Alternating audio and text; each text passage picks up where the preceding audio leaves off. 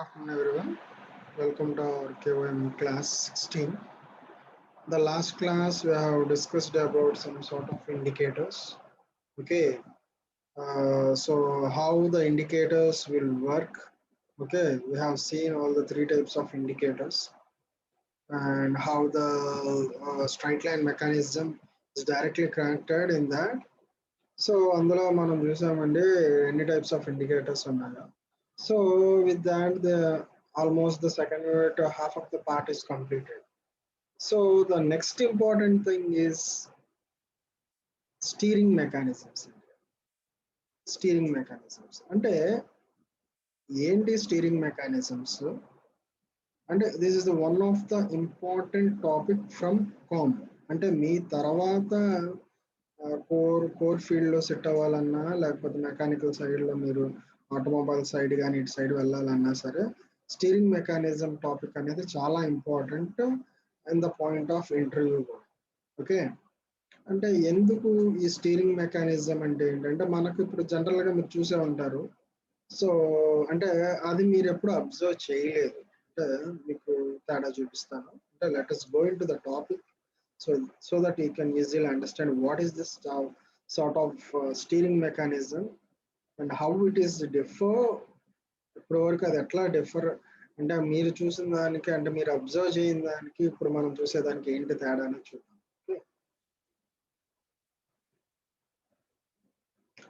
Okay, let us see steering gear mechanism. Steering gear mechanism ఏంటంటే steering gear mechanism use to change the direction of two or more wheels axles with the reference to the chassis so as to move the automobile in a desired path.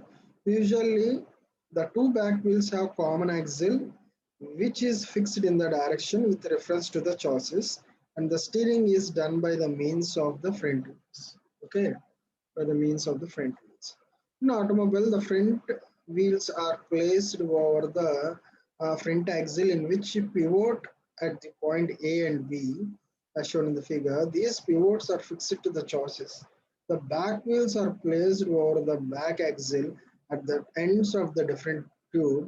When the vehicle takes a turn, the front wheels along the respective axles turn about respective pivot points. The back will remain straight and do not turn. Therefore, the steering is done by the means of front wheel. అంటే దీని అంటే ఇప్పుడు ఇంత మనం చదువుకున్నాం. So దీనికి మామూలుగా సింపుల్గా చూడాలి అంటే ఫర్ ఎగ్జాంపుల్ మీ దగ్గర ఒక టాయ్ కార్ ఉందనుకోండి, ఒక టాయ్ కార్. ఓకే, ఒక హాట్ వీల్స్ కారో లేదా ఒక టాయ్ కార్ తీసుకోండి. సో టాయ్ కార్ కనుక మీరు అబ్జర్వ్ చేస్తే front two wheels back two wheels రెండు అంటే it is not a remote controlled car అండి, టాయ్ కార్ అనుకోండి. రిమోట్ కంట్రోల్ కార్లో మళ్ళీ మెకానిజం వస్తుంది. సో అదొద్దు. రిమోట్ కంట్రోల్ గేర్ లో ఉండే కారు కూడా అంటే మనం ఇప్పుడు చూస్తున్నాం remote cars. So right turn left turn తిరుగుతున్నాయి. సో ఆ తిరిగే మెకానిజం కూడా ఈ గేర్ మెకానిజం ఉంది అందులో యాక్చువల్గా. సో అలా కాకుండా నేను ఓన్లీ ఒక toy car which doesn't have any sort of remote control systems అలాంటి లేని మీరు కనుక స్ట్రైట్గా అంటే మీరు చిన్నప్పుడు ఆడుకునేటప్పుడు స్ట్రైట్గా దోసేవాళ్ళు స్ట్రైట్గా వెళ్ళేది. కానీ టర్నింగ్ తిప్పినప్పుడు ఎప్పుడైనా మీరు అబ్జర్వ్ చేశారా? టర్నింగ్ తిరగదు కారు, టర్నింగ్ తిరగదు, స్కిడ్ అవుద్ది. ఓకే, టాయ్ కార్ ఎప్పుడు కానీ టర్నింగ్ తిప్పేటప్పుడు స్కిడ్ అవుద్ది. ఎందుకని అంటే యాక్సిల్ అంటారు. యాక్సిల్ అంటే ఏంటంటే రెండు వీల్స్ని కలిపేదాన్ని ఒక యాక్సిల్ అంటారు. అంటే మనం కనుక అబ్జర్వ్ చేస్తే టూ వీల్స్ని కలిపి ఒక రాడ్ అంటారు. సో ఈ యాక్సిల్స్ రెండిటికి కామన్గా ఉంటుంది. అంటే ముందు ఒక చిన్న సన్న రాడ్ ఒకటి ఉంటుంది, వెనక చిన్న రాడ్, దానికి రెండు టాయ్ టైర్స్ ఫిట్ చేసి ఉంటాయి. సో ఒక టైర్ మనం అలా మూవ్ చేసినప్పుడు ఒక వీల్ మూవ్ అయినా అన్ని అంటే తోసినప్పుడు సైమల్టేనియస్గా front and back wheels move అవుతాయి, అంతేగాని ఇండివిజువల్గా మూవ్ అవ్వవు. కానీ మీరు ఎప్పుడన్నా అబ్జర్వ్ చేయండి, అంటే మీరు మన రిమోట్ కార్స్లో అబ్జర్వ్ చేయండి. మీరు రైట్ అండ్ లెఫ్ట్ టర్న్ తిప్పినప్పుడు ఫ్రంట్ వీల్స్ రెండు మాత్రం ఎలా తిరుగుతాయి. ఓకే, సో ఆ రెండు మాత్రం ఇట్లా తిరుగుతాయి, మిగతా బ్యాక్ వీల్స్ అలా స్టడీగా ఉంటాయి. ఓకే, సో ఇట్లా ఎందుకు జరుగుతుందంటే టు అవాయిడ్ ద స్లిప్. ఎందుకంటే టర్నింగ్ తిరిగినప్పుడు నాలుగు వీల్స్ కూడా ఒకే వెలాసిటీతో తిరిగినాయి అనుకోండి, టర్నింగ్ తిరగదు, స్కిడ్ అయిపోద్ది, పడిపోద్ది కారు. ఓకే, సో టర్నింగ్ తిప్పేటప్పుడు రైట్ వీల్ ఎక్కువ తిరగాలి. అంటే మీరు ఫర్ ఎగ్జాంపుల్ రైట్ టర్నింగ్ తిప్పుతున్నాను అనుకో, రైట్ వీల్ ఎక్కువ తిరగాలి, లెఫ్ట్ వీల్ తక్కువ తిరగాలి. Okay, you get my point. అంటే మీరు కనుక ఇలా టర్నింగ్ తిప్పినప్పుడు ఇదొక డయామీటర్, ఇదొక డయామీటర్ అనుకోండి. సో ఇది R1 ఆర్క్, ఇది R2 ఆర్క్ అనుకోండి. ఓకే, R1 R2 రెండిటి డయామీటర్ ఒకటే కదా, ఈ టైర్ డయామీటర్ ఒకటే. సో ఇది ఎంత పారామీటర్ లో కవర్ చేస్తుంది, ఇది ఎంత పారామీటర్ కవర్ చేస్తుంది ఒక రెవల్యూషన్. సో రెండు ఒకేసారి సైమల్టేనియస్ గా తిరిగినాయి అనుకోండి, ఇక్కడ R1 R2 రేడియస్ ఒకటి కాదు, మరి అన్నప్పుడు సైమల్టేనియస్ గా రెండు ఒకే పారామీటర్ లో తిరిగితే డిస్టెన్స్ కవర్డ్ సేమ్ ఎలా అవుతుంది, అవ్వదు కదా, అంతేనా? ఇప్పుడు రెండు టైర్లు ఇట్లా డిస్టెన్స్ లో ఉన్నాయండి, ఈ డిస్టెన్స్ లో కార్ ఎలా ఉందనుకుందాం, హారిజాంటల్ ఎట్లా ఉంది కారు. ఓకే, సో ఈ కారులో అట్లా ఉన్నప్పుడు మనకు ఒక వీల్ ఇక్కడ ఒకటి, ఇక్కడ ఒకటి వీల్ ఉంది. సో డిస్టెన్స్ కవర్డ్ ఏమవుతుంది, ఇట్లా కవరింగ్ అయ్యే డిస్టెన్స్. సో ఈ టర్నింగ్ లో ఉండే డిస్టెన్స్ అనేది మనకి R1 R2 అనుకుంటే, R1 రేడియస్ R2 రేడియస్ ఎప్పుడు కరెక్ట్ కాదు, అంటే ఐ మీన్ సేమ్ కాదు విత్ రెస్పెక్ట్ టు అబ్జర్వర్ అనుకోండి, with respect to 1 point. Turning తిప్పుతున్నాము అంటే there will be some diameter, right? మనం ఇలా టర్నింగ్ తిప్పుతున్నా, రైట్ టర్నింగ్ కానీ లెఫ్ట్ టర్నింగ్ తిప్పుతున్నా అంటే ఏదో ఒక పాయింట్ నుంచి అదొక రేడియస్ లో తిరుగుతున్నట్టే. ఓకే, పర్ఫెక్ట్ రౌండ్ వేసాం అనుకోండి, that is the total radius or diameter of the circle అనుకోండి.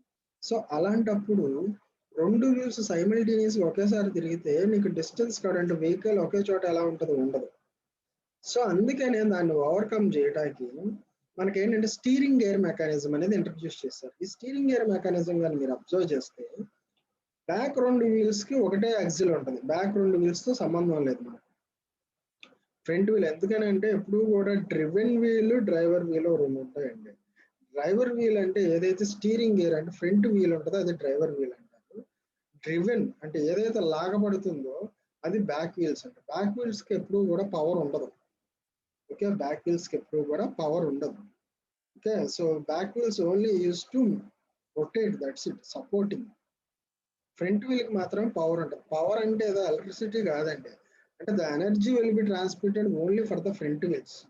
అందుకని ఏంటి, ఇప్పుడు ఫ్రంట్ వీల్స్ టర్నింగ్ తిప్పేటప్పుడు మీరు ఎప్పుడైనా చూడండి, ఫ్రంట్ వీల్స్ నే బ్యాక్ వీల్స్ ఫాలో అవుతాయి.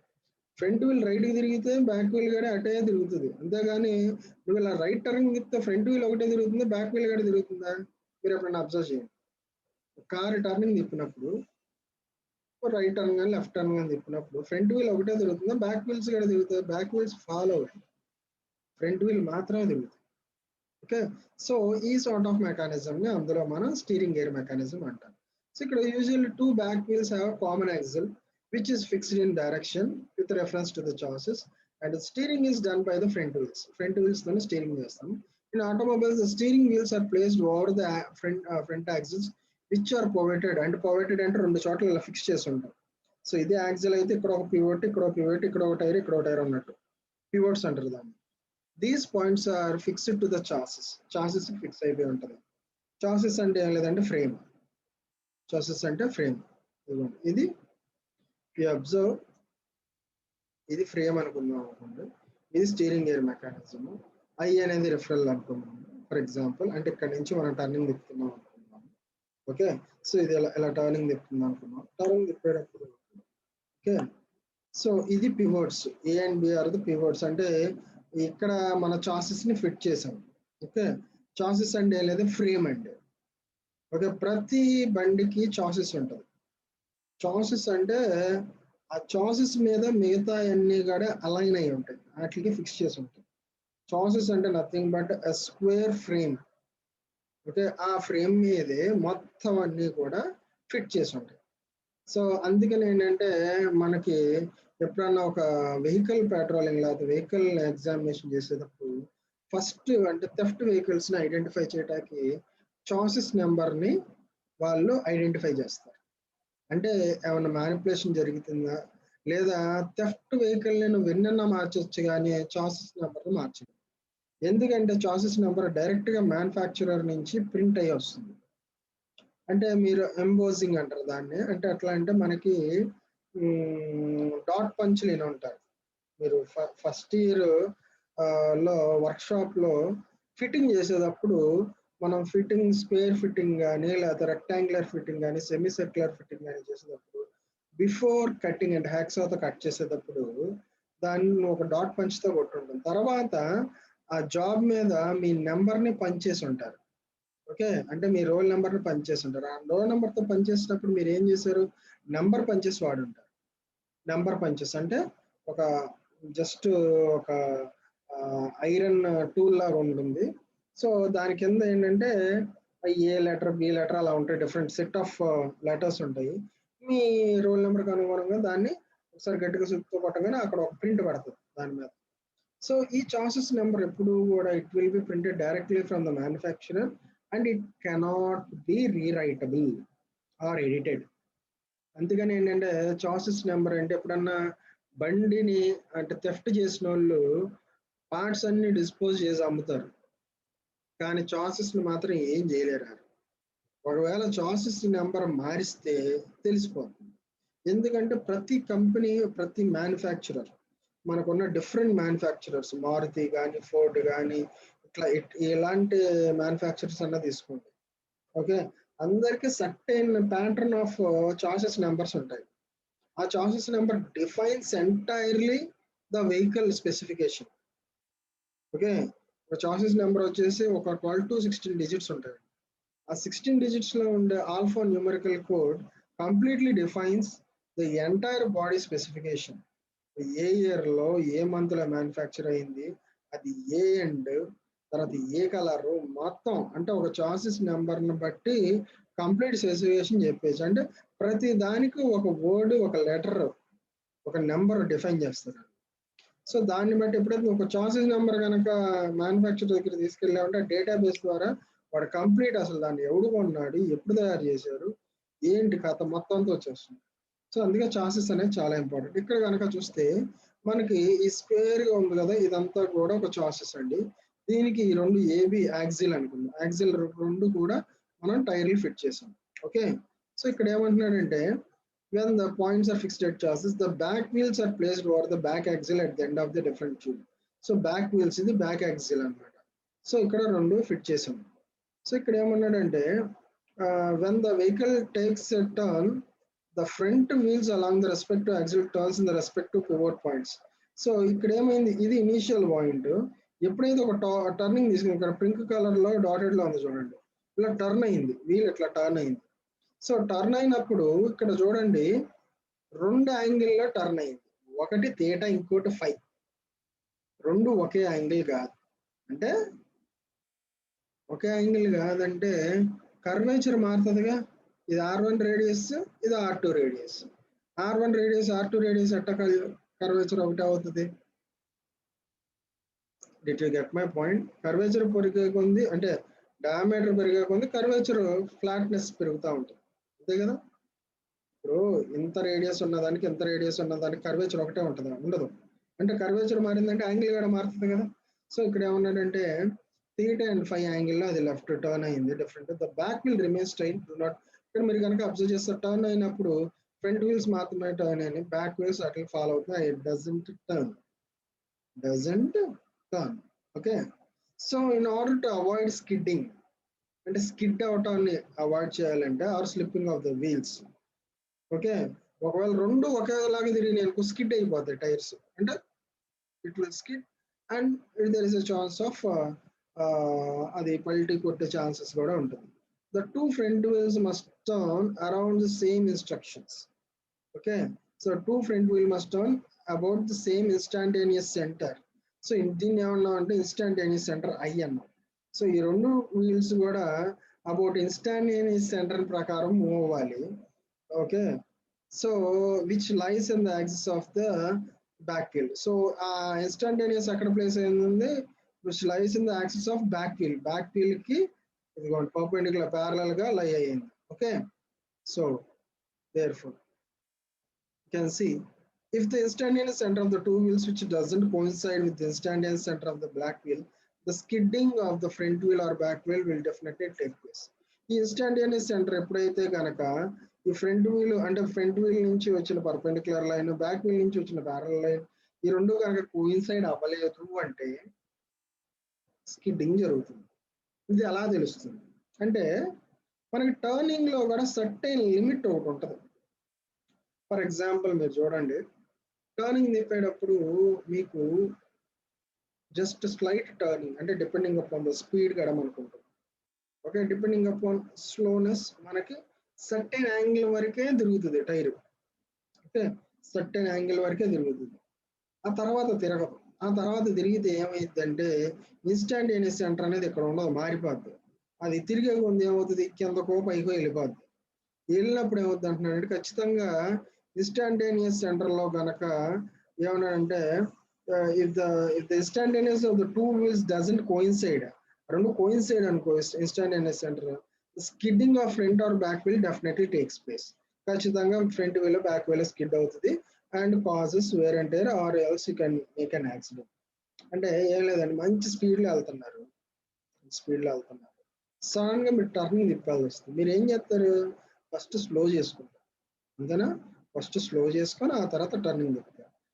అదే స్పీడ్ లో కానీ టర్నింగ్ తిప్పచ్చు, ఎంత జస్ట్ జర్క్ అంటే ఒక జర్క్ జస్ట్. అప్పుడు కూడా బాడీ బ్యాలెన్సింగ్ టెక్నాలజీ ఉంటేనే ఆ వెహికల్ అనేది కంట్రోల్ అవుతుంది.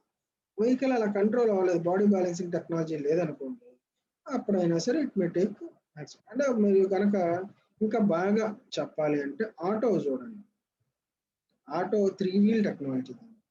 3 వీల్ టెక్నాలజీ ఎప్పుడైతే ఆటోలు స్పీడ్గా వెళ్తున్నప్పుడు టర్నింగ్ తిప్పండి ఖచ్చితంగా పడిపోద్ది ఆటో. ఎందుకంటే బ్యాలెన్స్ అవ్వదు, ఇన్స్టాంటేనియస్ సెంటర్ అనేది మిస్ అయిపోద్ది అక్కడ. ఓకే, ఇన్స్టాంటేనియస్ సెంటర్ మిస్ అయిపోద్ది.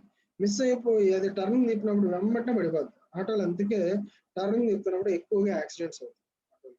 సిమిలర్లీ కార్లు కూడా స్పీడ్గా వెళ్ళినప్పుడు కనుక టర్నింగ్ తిప్పితే ఖచ్చితంగా it will lose its instantaneous centre and there is a chance of making an accident. Thus, the condition for correct steering is that all four wheels must turn about the same instant. So అన్ని 4 wheels కూడా instantaneous centre అంటే ఇక్కడ ఉన్న instantaneous centre అనుగుణంగానే తిరగాలి.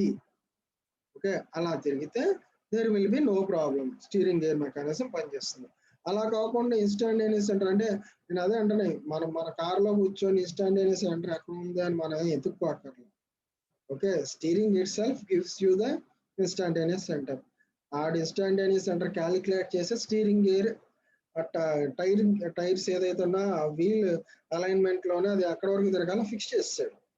Okay, ఆ turning కూడా ఏంటంటే అంతకన్నా ఎక్కువ తిరగదు కదా, ఇంకెందుకు పడదాం, అందుకే పడదాం, కార్ అందుకే పడదాం. ఓకే, కానీ పడే ఛాన్సెస్ మనం చేయొచ్చు. అట్లాగా when you are in a top speed, so obviously ఏమవుతుందంటే మీరు కేఈలో ఉన్నారు. ఓకే, సో కైనెటిక్ ఎనర్జీలో ఉన్నారు అంటే మీరు full speed, there is absent of gravity అనుకుందాం. సో టర్నింగ్ ఏంటంటే kinetic energy continues to be in motion, right? Kinetic energy continues to be in motion unless మీరు ఏం చేస్తున్నారు, ఆ మోషన్ ని ఇటు తిప్పాలనుకుంటున్నారు.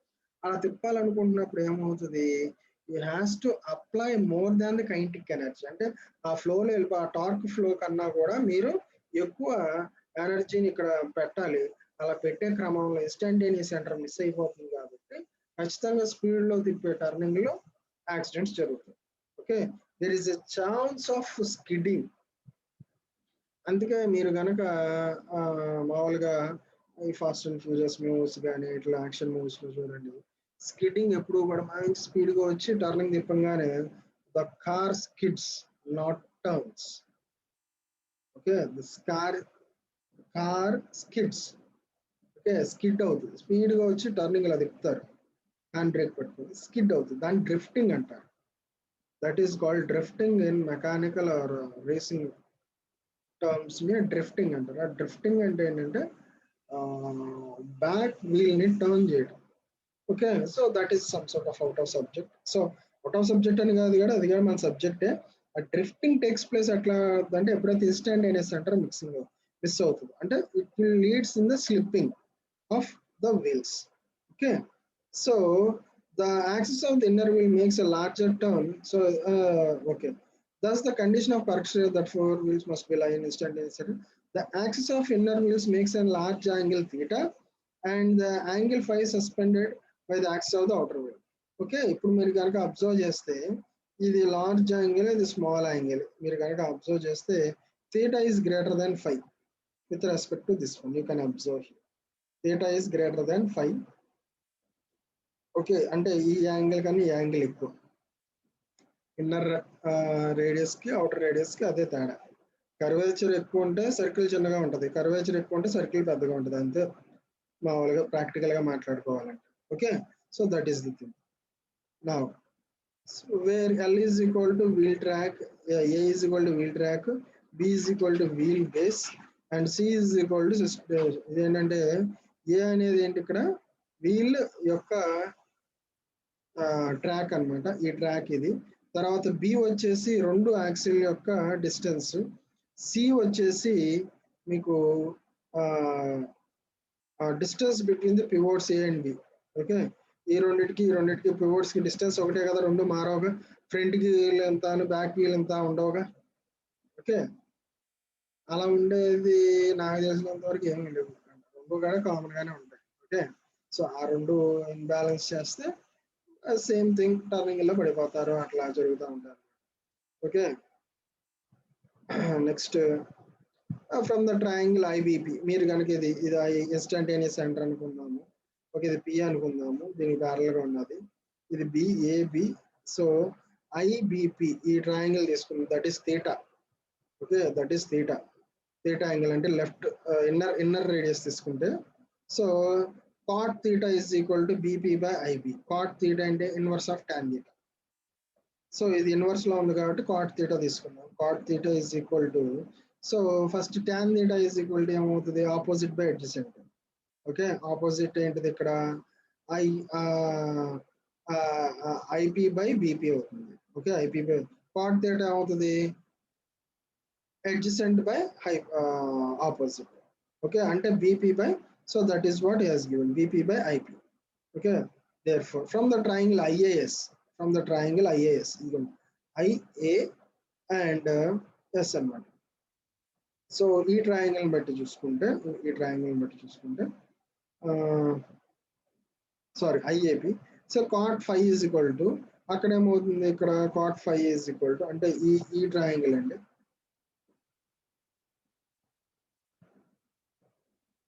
సో ఈ ట్రయాంగిల్ తీసుకుంటే, ఓకే,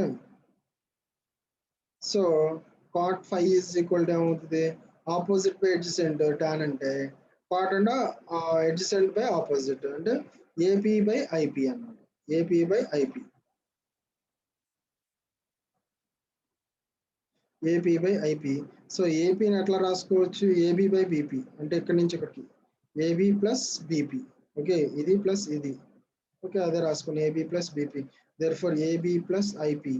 ఓకే, అండ్ బి అంటే ఇది స్ప్లిట్ చేశాడు, దీన్ని ఏమనుకున్నాం, ఏబి బై ఐపీని ఇక్కడ ఏబి బై ఐపీ, అంటే ఏబి ఏమనుకున్నాం, ఇది సి అనుకున్నాం, ఐపీ అంటే బి అనుకున్నాం. Okay, C by B plus cot theta, అంటే BP by IP is equal to cot theta ఇంత ఫైండ్ అవుట్ చేసాం. దేర్ ఫర్ ఈ cot theta ని పంపించాను, cot 5 minus cot theta is equal to CP minus CB. Okay, so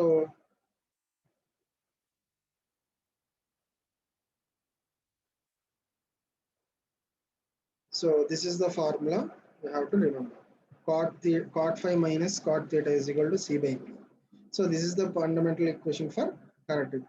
అంటే మీరు కనుక steering mechanism equation ని డిరైవ్ చేయమంటే, so you have to draw the picture. Okay, ఆ పిక్చర్ డ్రా చేయాలి, దాన్ని ఎక్స్ప్లెయిన్ చేయాలి. ఓకే, ఈ పిక్చర్ డ్రా చేయాలి, దాన్ని ఎక్స్ప్లెయిన్ చేసి ఫైనల్ గా మీరు ఈ ఈక్వేషన్ డిరైవ్ చేయాలి. Okay, clear? Any doubts?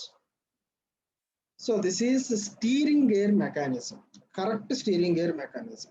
Next ఇప్పుడు ఇందులో నెక్స్ట్ పార్ట్ చూద్దాము.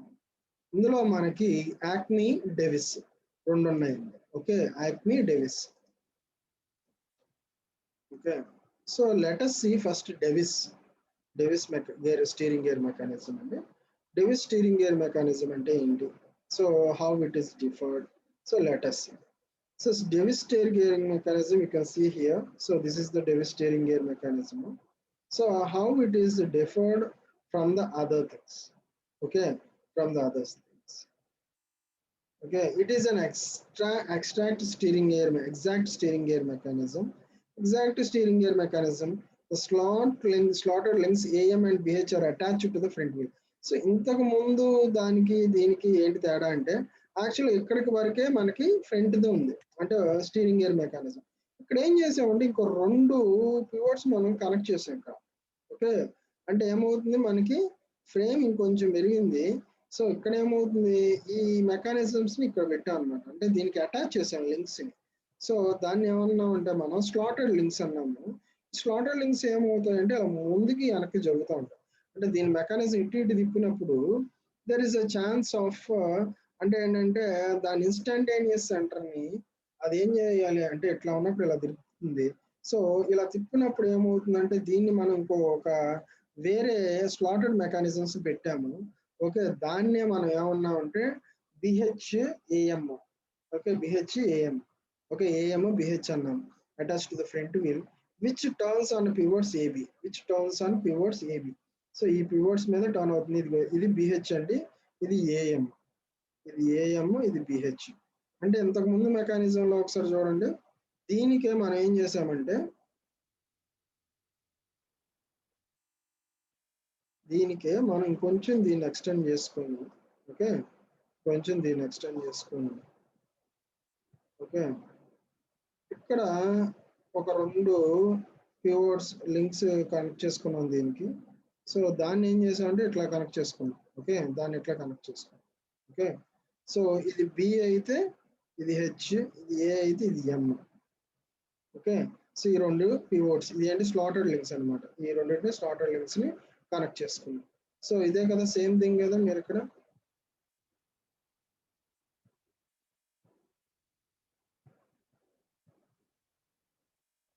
సేమ్ థింగ్ కదా ఇక్కడ మనం ఇంకో స్లాటెడ్ లింక్స్ ని కనెక్ట్ చేసుకున్నాం. సో ఇది ఏమవుతుందంటే అటు ఇటు స్లైడ్ అవుతుందండి, అటు ఇటు స్లైడ్ అవుతుంది. Okay, there is a chance of sliding and fixed. So ఎట్లా ఓకే అంటే it is attached to the front wheel axle which turns on pivots. అంటే ఇది ఏమన్నాడంటే ఈ slots AM and BH are attached to the front wheel axle which turns on pivot A and B. అంటే ఏంటంటే ఈ A and B pivots దగ్గర ఏదైతే ఈ వీల్స్ ఉన్నాయో ఇది టర్న్ అవుతాయి. ఇదిగోండి ఇట్లా టర్న్ అవుతాయి, ఈ టర్నింగ్ అనేది జరుగుతుంది. ఓకే, ఈ టర్నింగ్ అనేది జరుగుతుంది. సో ఇక్కడ మనం ఏం చేసామంటే ఈ స్లాటెడ్ వీల్స్ ఈ టర్న్ అవుతున్నాయి అన్నమాట. Okay, respectively. The rod CD is constrained to move in the direction of its length. Okay, so ఈ CD అనే రాడ్ ఏదైతే ఉంది it move in constrained distance అన్నమాట. సో ఈ CD అనేది ఏమవుతుందంటే మూవ్ అవుతూ ఉంటుంది. Okay, constrained to move in the direction of it's length. దాని లెంత్ ఎంత ఉందో అంత లెంత్ లో అది మూవ్ అవుతూ ఉంటుంది. By sliding the members PQ. ఆ PQ ఏదైతే ఉన్నాయో ఇదిగోండి ఇది P అండ్ Q, ఈ మెంబర్స్ ని అది మూవ్ చేస్తూ ఉంటుంది. అది ఫిక్స్డ్ అన్నమాట, PQ అనేది ఫిక్స్డ్. సో దాని గుండా ఇది అటు ఇటు మూవ్ అవుతుంది. ఓకే, స్లైడ్ అవుతూ ఉంటుంది. Okay, so these constraints are connected to slotted link AM and BH by sliding the turning pair at each other. The steering is affected by moving CD to the left of the part's normal course and CD shows the position of C', D'. ఇక్కడ కనుక మీరు observe చేస్తే CD అనేది ఇదిగోండి ఇది యాక్చువల్గా CD position. Okay, CD position ఇది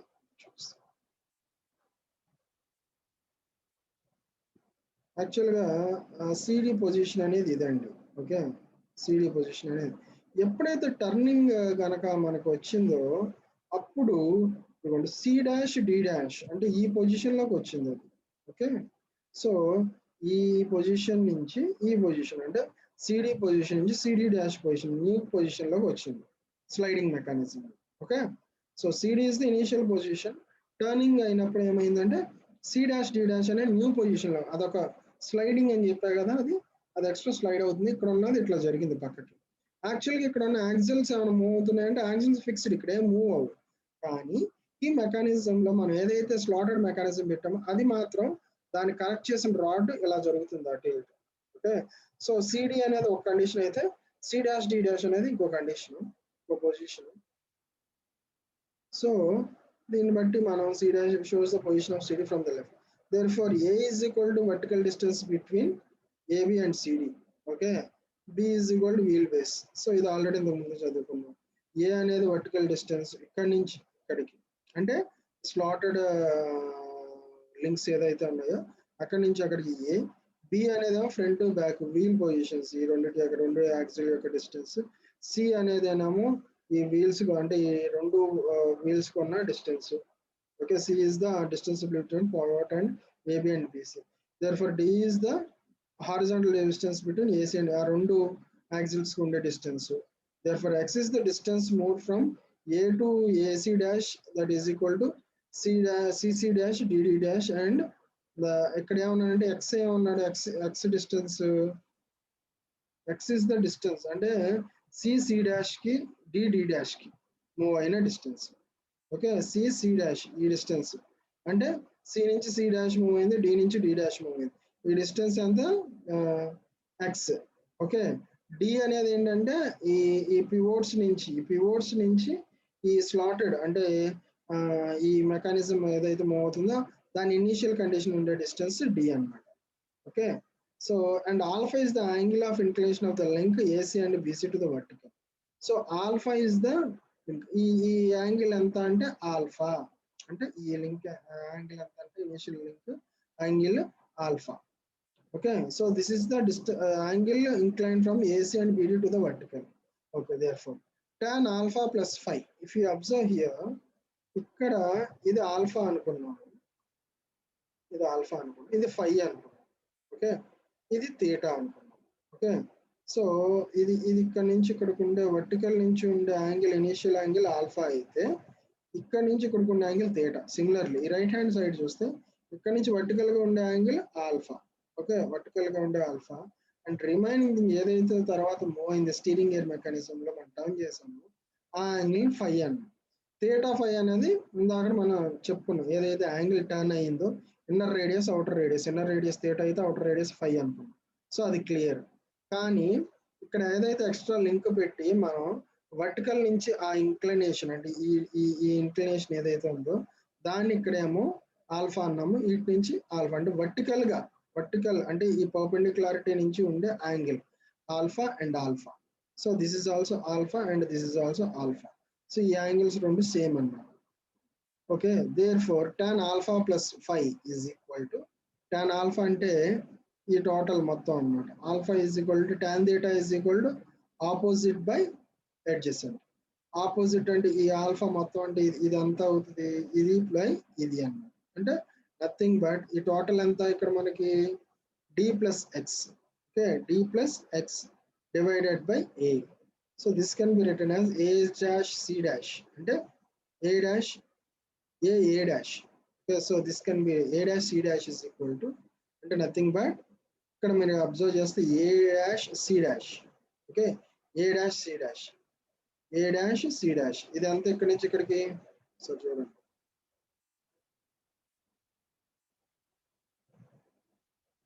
so A dash C dash ఇది కదా మనకు కావాల్సింది.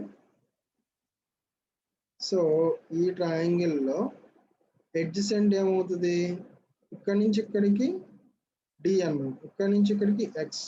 So D plus X, A dash C dash, D plus X adjacent by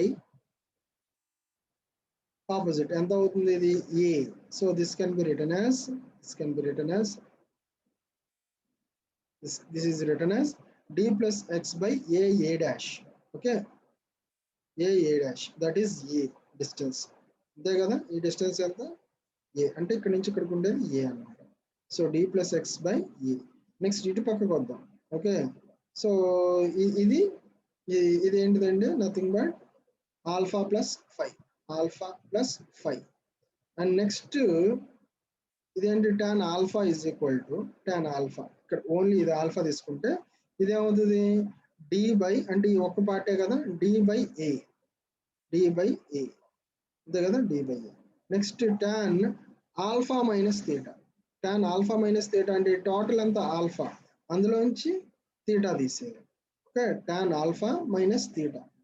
okay, tan alpha minus theta అంటే ఈ పార్ట్ మనకు వస్తుంది అప్పుడు. ఓకే, ఈ పార్ట్ వస్తుంది.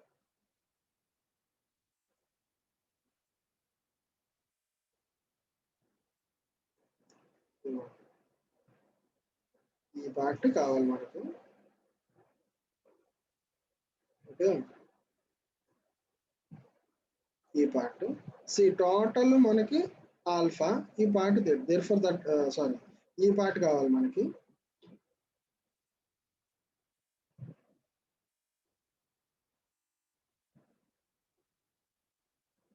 ఓకే, సో ఇక్కడ కనుక మీరు అబ్జర్వ్ చేస్తే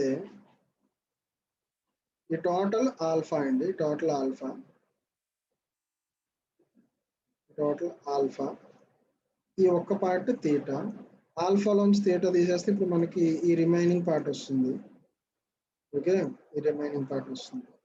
సో దానికి మనం ఏం రాసుకున్నాం అంటే ఈ remaining part tan alpha minus theta is equal to ఇదేంటిదండి, ఇక్కడి నుంచి ఇక్కడికి B dash D dash by B dash. Okay, B dash D dash అంటే ఏంటి, డి మైనస్ ఎక్స్ అంతే కదా, టోటల్ డి, ఇందులో నుంచి ఎక్స్ తీస్తే ఈ పార్ట్ వస్తుంది కదా, డి మైనస్ ఎక్స్ బై ఈ. సో అదే వచ్చిందా, డి మైనస్ ఎక్స్ బై ఈ. సో 3 రూల్స్ వచ్చినాయి మాకు, 1 2 3 tan alpha plus 5 tan alpha minus theta 3 వచ్చినాయి మాకు. సో దీన్ని బట్టి మీరు అబ్జర్వ్ చేస్తే therefore tan alpha plus 5 formula ఏంటి, tan a plus b tan alpha plus tan 5 minus 1 minus tan alpha tan 5. మనకి tan alpha plus 5 కి మనకు ఆల్రెడీ ఇక్కడ మనకి d plus x by a ఉంది, తర్వాత tan alpha మనకు తెలుసు ఏంటిది, d by a. సో ఆ రెండింటిని నేను సబ్స్టిట్యూట్ చేశాను equation 1 and 2. tan alpha plus లో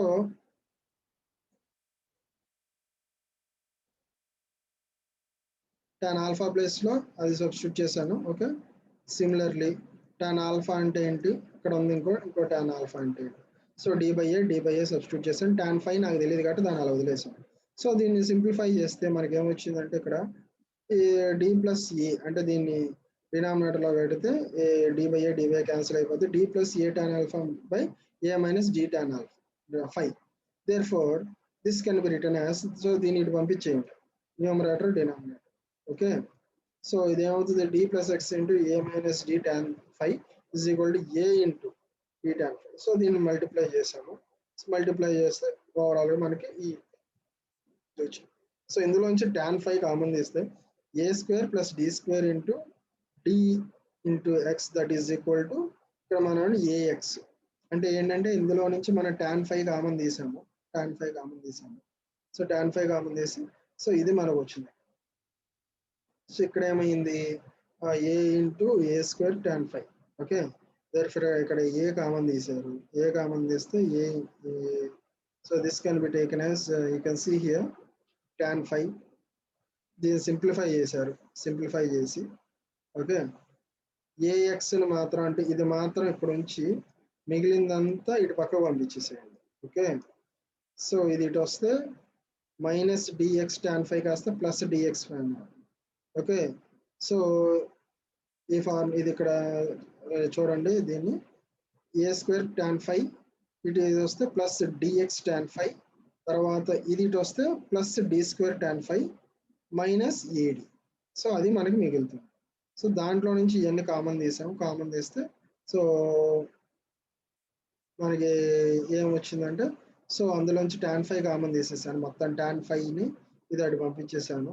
సో పంపిస్తే ఓవరాల్గా మనకి ఏడి క్యాన్సిల్ అయిపోద్దండి. సో మనకు మిగిలింది ఏఎక్స్ ఒకటే మిగులుతుంది అండ్ tan 5 మిగులుతుంది. tan 5 ఇటు పంపించేస్తే ఇది మొత్తం ఇటు వస్తుంది డినామినేటర్లోకి, A square plus D square and TX. Okay, simplify ఇప్పుడు ఏం చేస్తారంటే tan ఆల్ఫా మైనస్ తీటా అంటే మనకు ఆల్రెడీ ఈ దీని థర్డ్ ఈక్వేషన్ తో 3 ఉంది కదా, సో మనం 1 2 ఈక్వేషన్స్ వాడాము. సో ఈక్వేషన్ 3 ఏంటో చూద్దాం, tan alpha minus theta is equal D minus X. So దీన్ని బట్టి మనం ఏం చేద్దామంటే tan alpha minus theta we can get tan theta is equal to